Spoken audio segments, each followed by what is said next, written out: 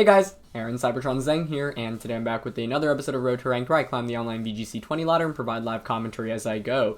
In the last two episodes, we featured a team with Gmax, Toxtricity, and Flygon, so I think I'm going to play one more episode with it today, and then we'll switch to something brand new in the next episode. So question of the day, curious what you guys want to see us try out next. Gmax Toxtricity was one of the more higher rated Pokemon in terms of the comment section the last time I asked this, as well as Stonejourner, so we've tried both of those Pokemon at this point, as well as a bunch of other things like Slurpuff, so let me know what other things you'd be interested in seeing on Road to Ranked, and I'll definitely take that into consideration, and let's just jump into today's episode.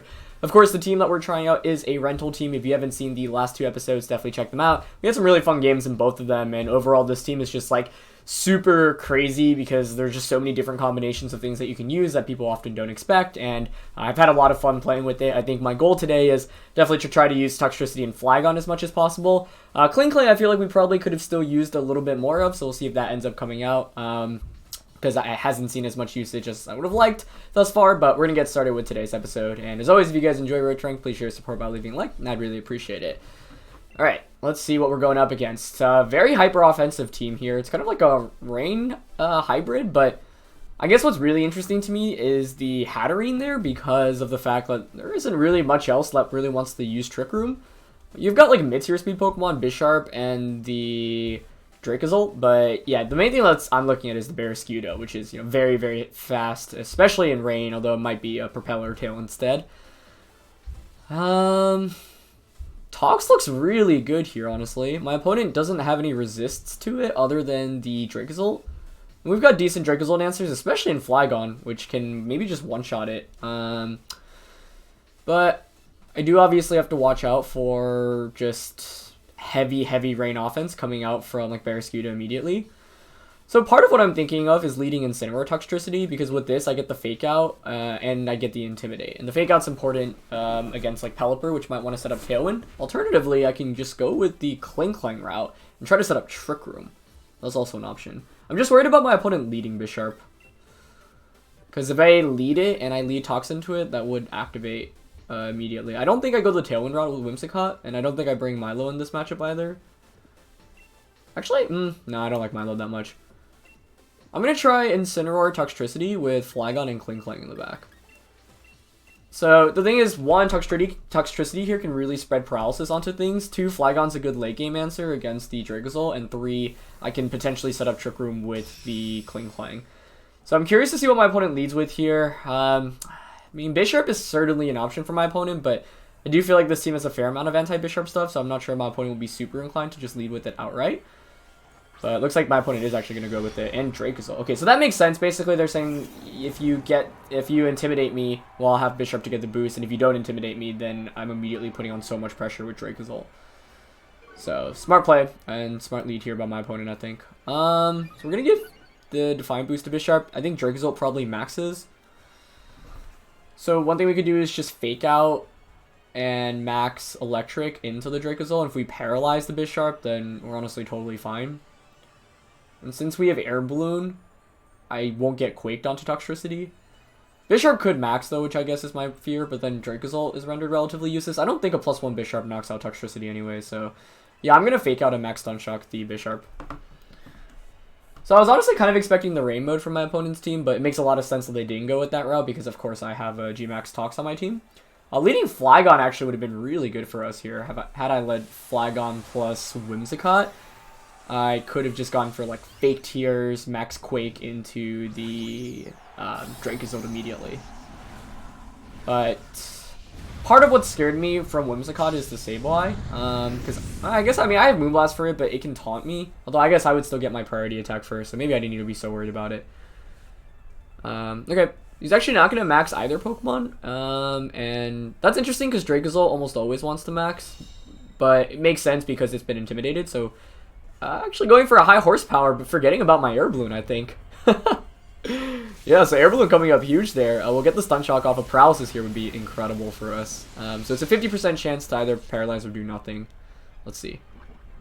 Okay, we get the Poison on the Zolt. And the Paralysis onto Bisharp. Oh, that's incredible. That is super good for us.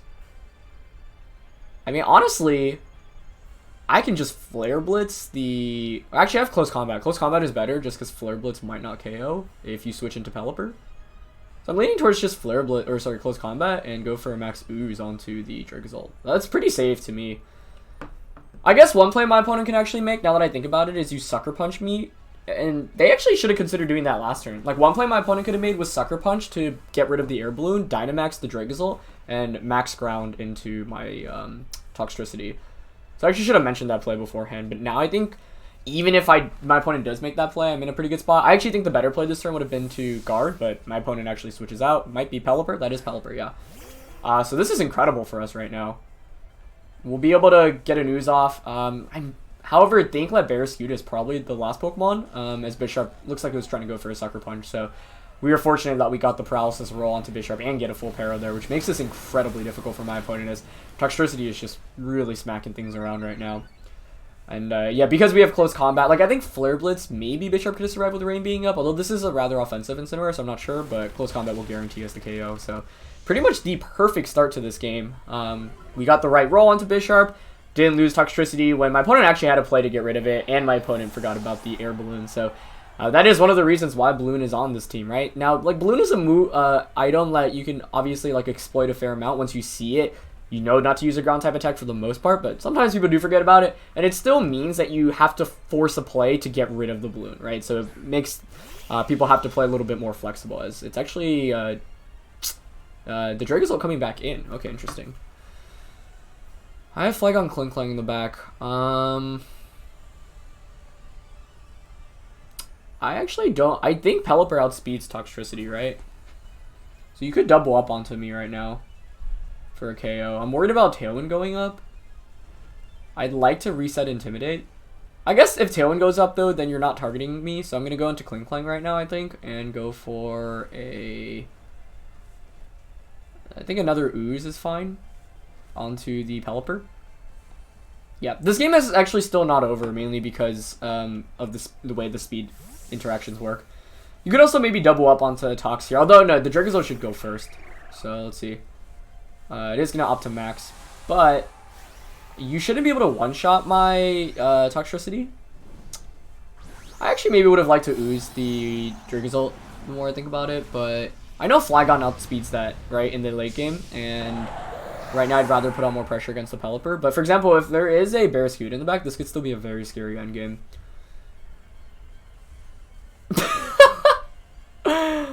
Okay, I don't know. I mean, my opponent maybe thought high horsepower missed the first time around, but clearly, yeah, not realizing I have Air Balloon.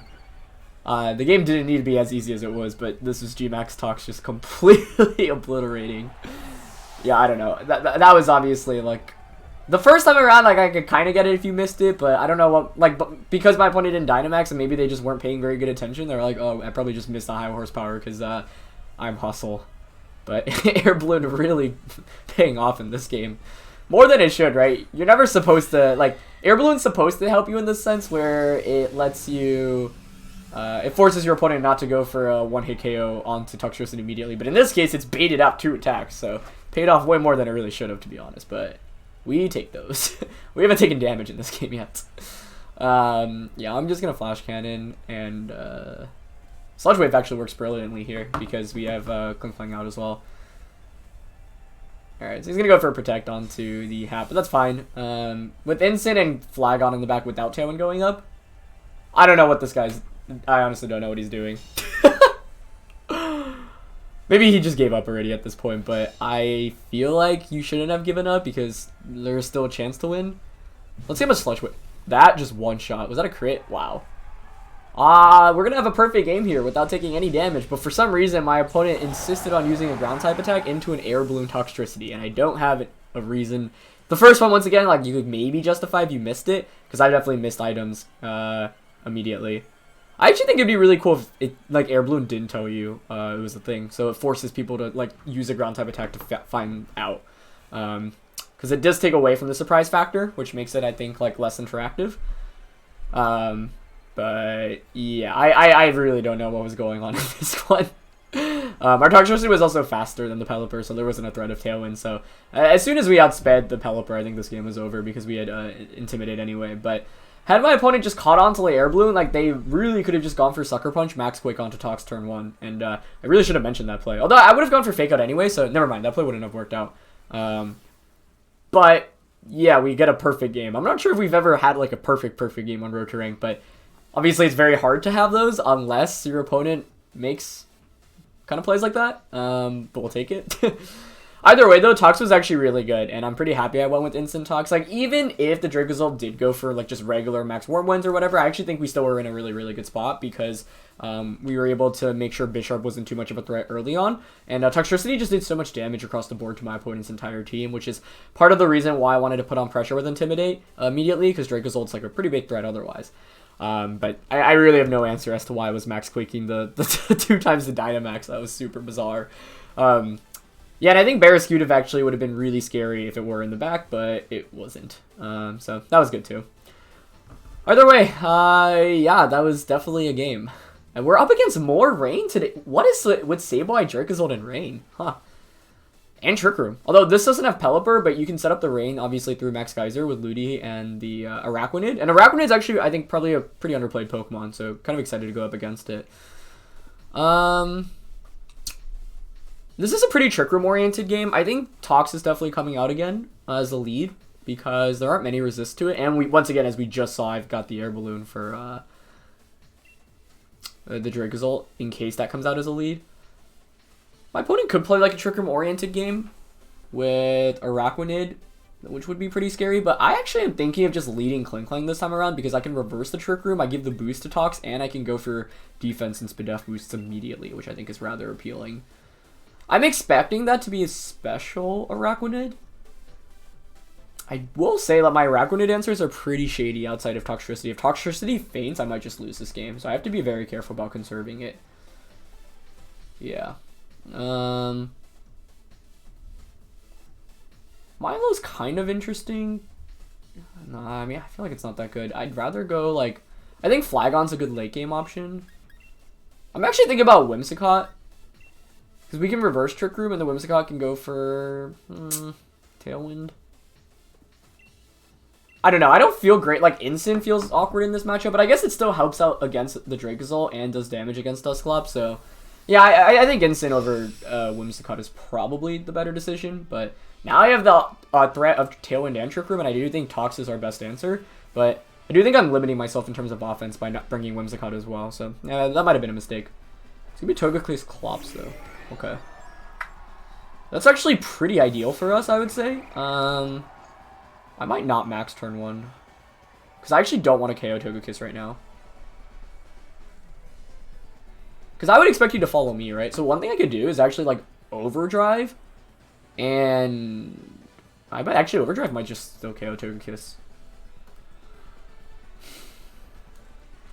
I'm leaning towards Overdrive and a Magnetic Flux.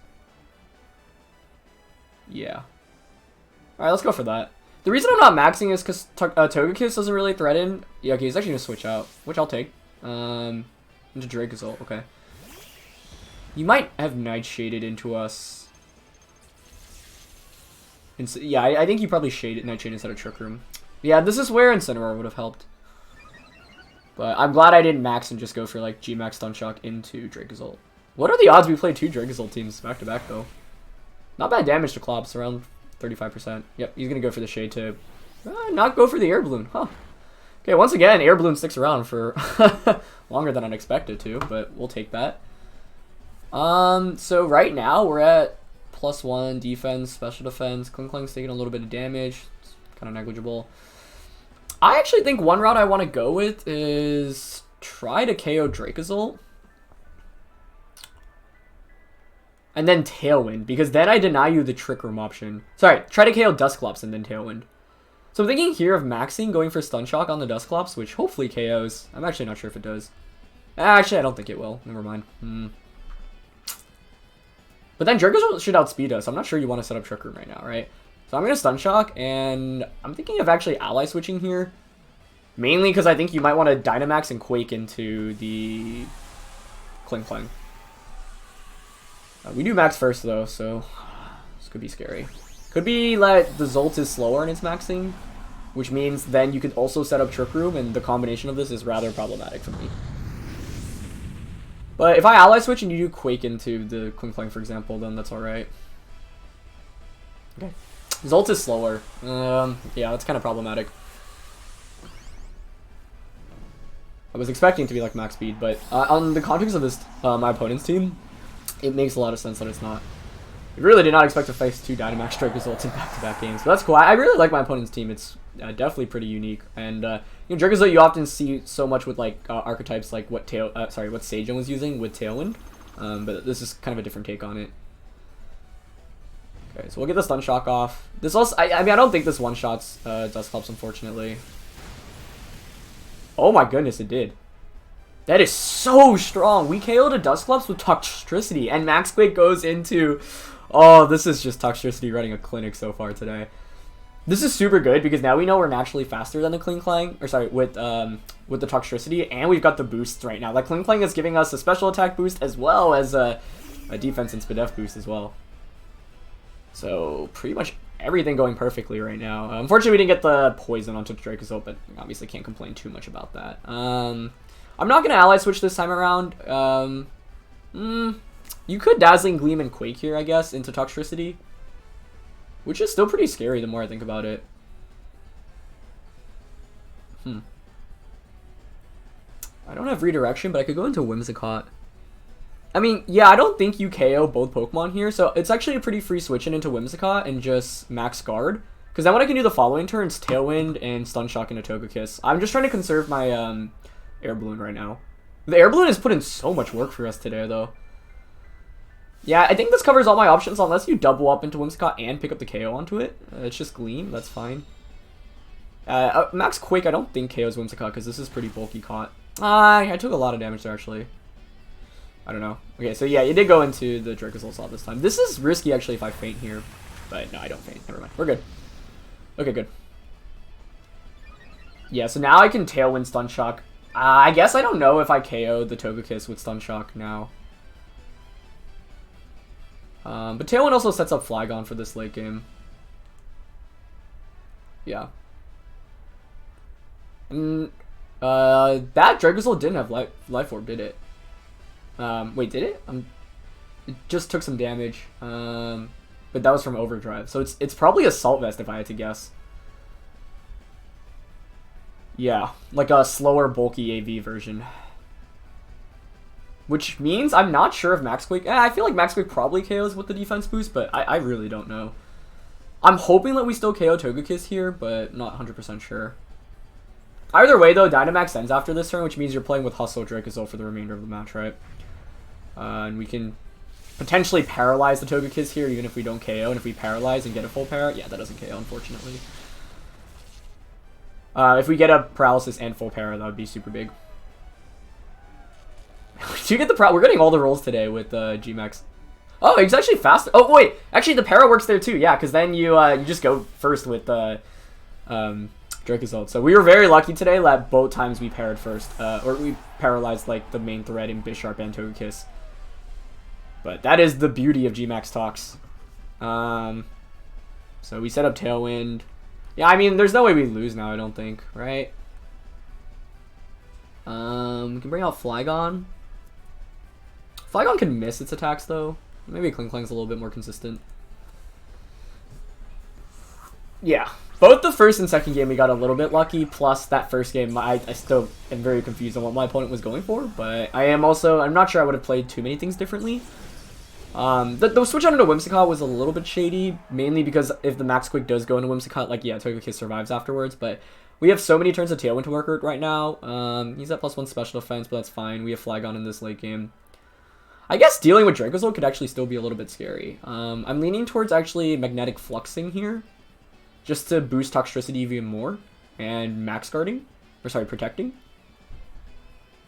Yeah, mainly because Dracozolt, like, now is just in a really awkward spot. I can keep boosting up. Togekiss protects, but that's fine, yeah, because now this next turn I can go for a third Magnetic Flux and Overdrive. Or actually, I don't want to Overdrive, I want to go for Sludge Wave. So I'm really glad that in probably our last episode with this team, we're able to show off the Clink Clang Tox combo so well. So, yep, there's EQ. Pretty sure we should survive after a third Flux. I don't think this KOs Clink Clang, right? No, it does not. Actually, I'm not sure if we survive. I guess that could be problematic if this Dracozolt hangs on, actually. And the other question is whether Overdrive KOs? I think it should. Sorry, not Overdrive. Sludge Wave. Yeah, I'm going to go for a third Flux. I don't really think I have a better play anyway. And I just Sludge Wave here. It should KO, even with the special defense increase. He's going to follow me, but that's fine. Yep. I mean, we have Flygon in the back, which I know can 1v1. I'm just worried that EQ can still KO us here. Maybe I am underestimating Zolt right now. And Hustle. Assuming it is Hustle. Let's see, we're at +3 defense and special defense right now. Because if it is Assault Vest Dracozolt, which is what I've been fearing, it might survive an Earth Power after the Spadef boosts. No. I mean, now it's definitely not surviving. I can't tell if it's AB or not. I want to say it is, but I'm not 100% sure. Okay, EQ does double connect. Oof, okay. Yeah, we needed that third boost to hang on. Okay, so we still have one more turn of Tailwind, I believe, or two. Dracozolt's going to faint this next turn. For sure. We're at +3 with Toxtricity right now. So let's see what my opponent's last one is. And we outspeed even outside of Tailwind. It's a Araquanid. Okay, perfect. That's exactly what we want to see.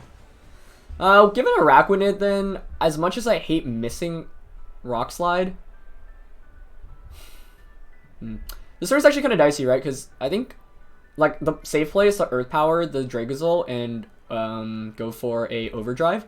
Otherwise, I could Rock Slide Overdrive, but if I miss the Rock Slide on Dracozolt, that would be problematic.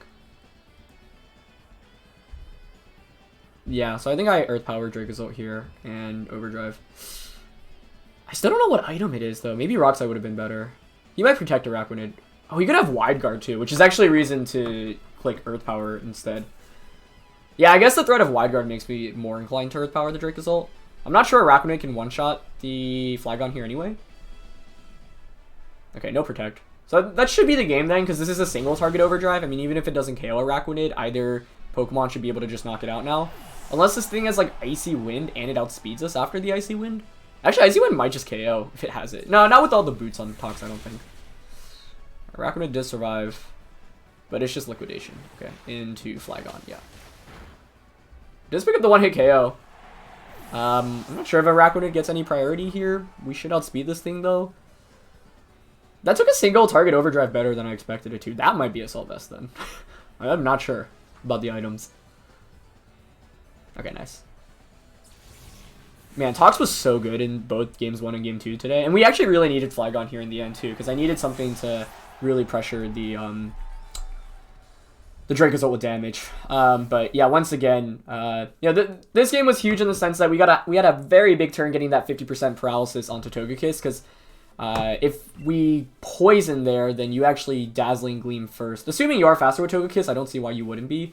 Because the Dracozolt was already confirmed to be slow. Yeah, you Dazzling Gleam and Quake, so you actually should knock out Toxtricity there. Although we did have the boosts, but I don't think it was enough to survive. Although I'm actually not 100% sure about that. But yeah, Clink Clang was able to really help out. But it does highlight a weakness in the Toxtricity in which, like, once you lose the Air Balloon, I mean, you're just so susceptible to ground-type attacks, right? But yeah, Tox has been so good for us, and it's a good send-off for it, in my opinion.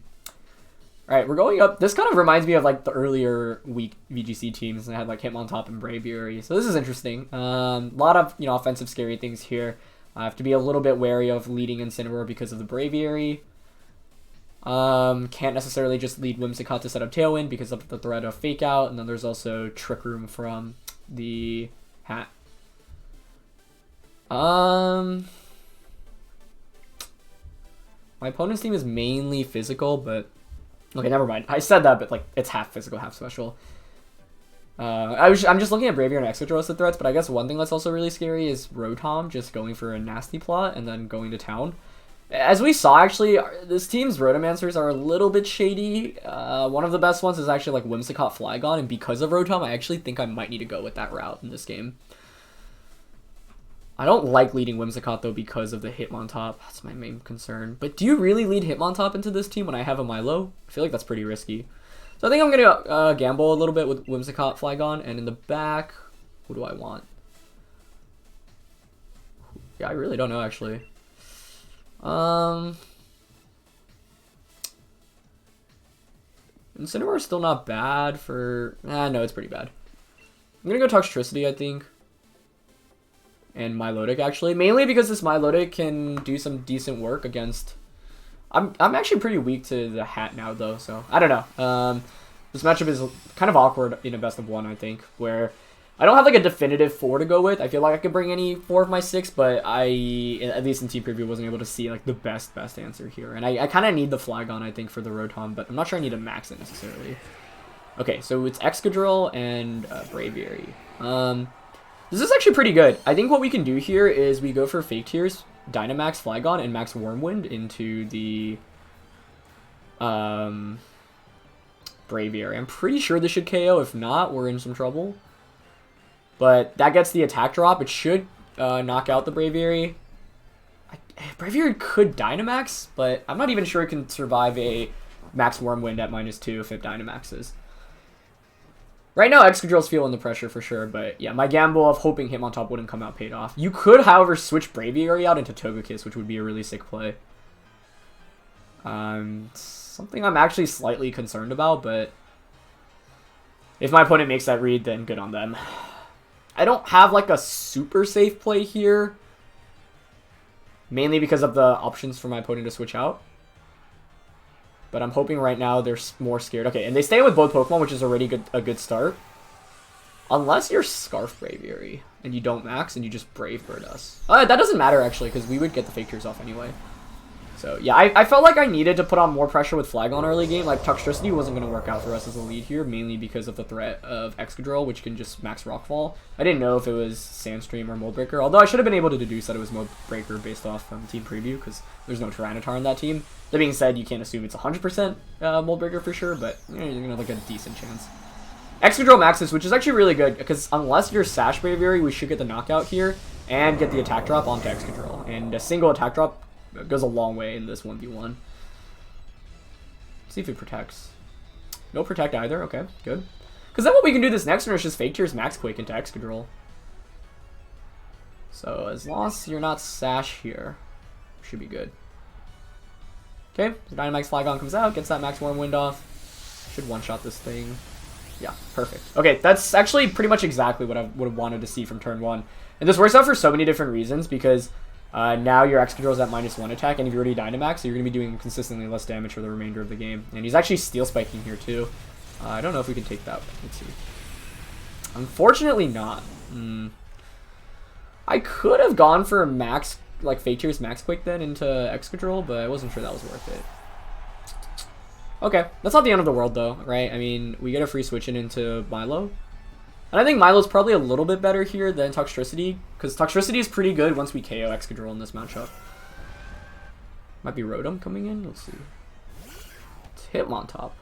Oh, that is so good for us. I wasn't even considering that, but it's obviously amazing for Milotic.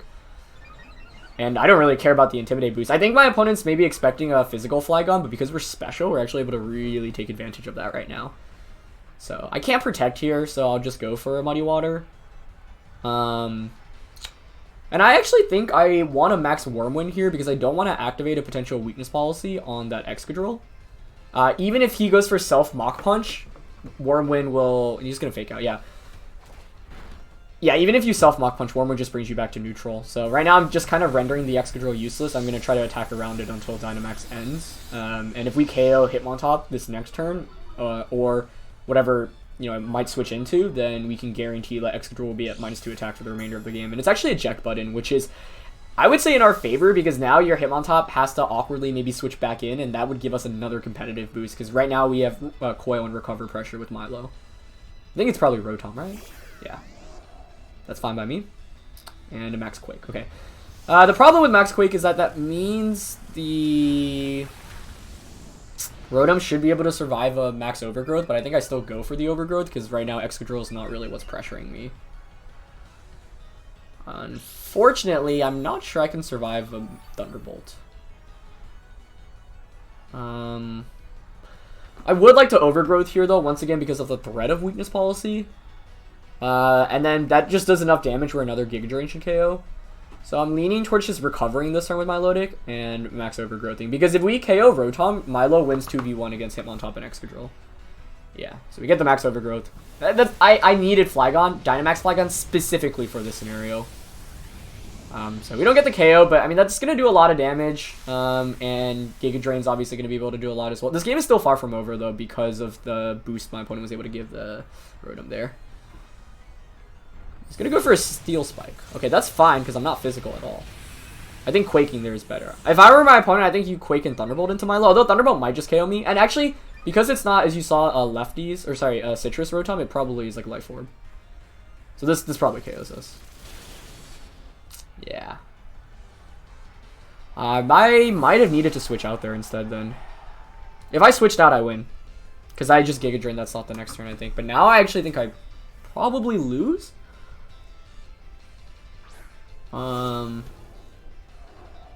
It's actually really close now.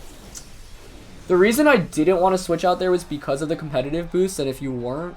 Yeah, but I think because Excadrill, like, the play I was expecting was a double up into Tox, I think I tossed that by not switching out. Because even a double up on a Flygon doesn't KO us. I'm going to store power to just break a potential Sash there on Excadrill. If it's not... Grassy Terrain heals back so much right now, though, which is bad. This thing's at -2 attack, though, so it's not really doing much damage. +2 defense, which isn't really relevant right now. He knows I have Giga Drain, but I think I still go for it onto Rotom. I'm leaning towards just store power here and Giga Drain. Okay, he stays in and doesn't protect. That's good. Yeah, but had I just switched out and got into Giga Drain off in this position, the Milo just wins 2v1. So I think I knew Milo was the win con, and I should have conserved it better in this game. He's going to go for Rock Slide. Yep. It confirms he has Rock Slide, which is important information, but you saw that Flygon took really little damage there. Let's see how much store power does. He's just going to heal back with Terrain, unfortunately. Now the question is, do you have EQ or high horsepower? Because Flygon's actually in a pretty good spot right now, right? With Earth Power. I've been playing around this weakness policy so much. The Hitmontop will faint from any attack at this point. If I had Protect on Flygon, I would have double protected. But here I might actually, I wonder if it's valuable enough to just attack with Toxtricity, because if you're high horsepower, no, then it becomes a 2v1, I guess. Your other play is to just fake out like Rock Slide, I guess. So right now my opponent like fake out EQ, fake out high horsepower, you would think. This is at -2 attack, but yeah, you could fake out Iron Head into Flygon, which I'm scared of. You fake out Iron Head. I'm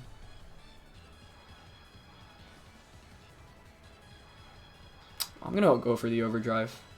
I can't protect here, unfortunately. And target Hitmontop. There's Fake Out. Should be into Flygon, yep. They did a lot. I did just go for high horsepower. Okay. So I could have protected there, but if I call that incorrectly and I eat up an Iron Head, I think I'm in a lot of trouble too. But now I think my opponent should win because of the Spadef boost, unless Earth Power just one-shots this thing. So I could have protected. Earth Power might still get the one-hit KO, but I'm not very hopeful. Yeah, I think I gotta target Excadrill down. It's at -2 attack by Hitmontop. Yeah, he actually has Sucker Punch. So yeah, my opponent won this one. Really well played, actually, to come back from what I thought was a pretty bad spot. Let's see if it was weakness policy like I thought. I guess we won't even find out, will we? Because the game ends here. Yeah. So obviously I could have protected with Toxtricity, but like I said, the read there is... I was also worried about potential priority from Hitmontop, so if I protect there, you fake out Iron Head into the Flygon, then Flygon's just in Sucker Punch KO range, and I lose the game instantly there. And I figured in that position, like, you would expect a Toxtricity protect, and I also didn't know if it was EQ or high horsepower, so I felt like that was a risk I was willing to take.